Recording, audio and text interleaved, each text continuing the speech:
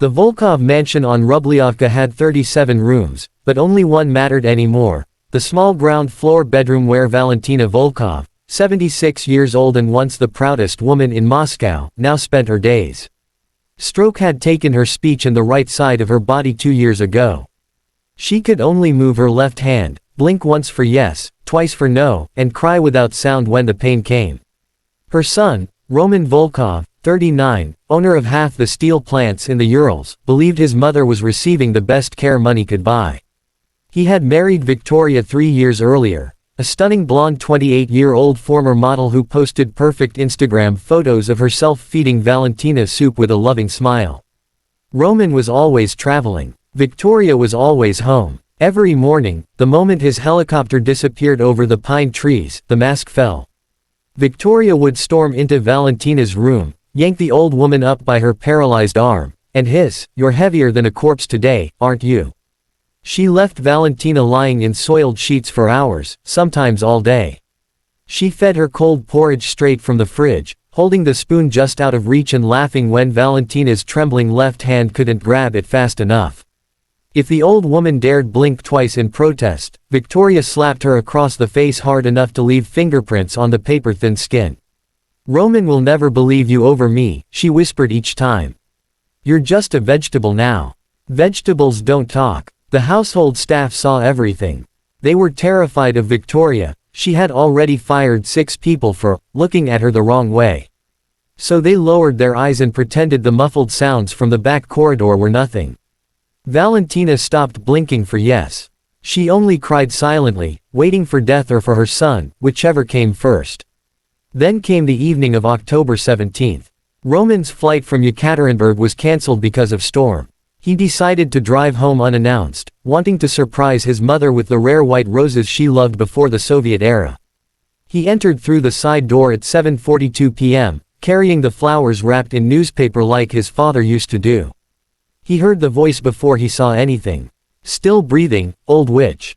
What a disappointment. Roman froze. He walked silently down the corridor he hadn't entered in months, pushed the half-open door, and saw. Victoria stood over the bed in a silk robe, one hand twisted cruelly in Valentina's silver hair, the other raised for another blow. The bedside lamp lay shattered on the floor. Valentina's cheek was bleeding. Her eyes, those proud gray eyes that once made ministers nervous, were wide with terror. Roman dropped the roses. The sound made Victoria spin around. Her face went white beneath the perfect makeup. "Roman, darling, this isn't." He crossed the room in 3 strides, caught Victoria's raised wrist so hard she screamed, and threw her against the wall with a force that cracked the plaster. "Get away from my mother." His voice was quiet. That was the most terrifying part. Victoria tried to laugh it off. She fell. "I was helping." Roman turned to Valentina. The old woman was shaking, tears rolling sideways into her hair. With infinite gentleness he lifted her into his arms the way he did when he was 10 and she was still the strongest person he knew. He sat on the edge of the bed, cradling her like a child, and pressed his lips to her forehead. "I'm sorry, Mama. I'm so sorry I left you with a monster." Valentina managed one weak blink. Then another. "Yes, yes." Finally, Victoria tried to run. Roman's bodyguards, who had followed silently when they saw their boss's face, blocked the door. That night the police came. The entire staff gave statements. Hidden cameras the housekeeper had secretly installed in the room, out of guilt and fear, were handed over. Every slap, every humiliation, every cruel word was recorded in high definition. Victoria Volkov was arrested wearing the same silk robe. By morning the video was everywhere. Society that once fawned over her beauty now spat on her name. Roman never left his mother's side again. He turned the grand dining room into her new bedroom, filled with sunlight and white roses. He fired the entire staff who had stayed silent and hired new ones who swore on their children to protect Valentina with their lives.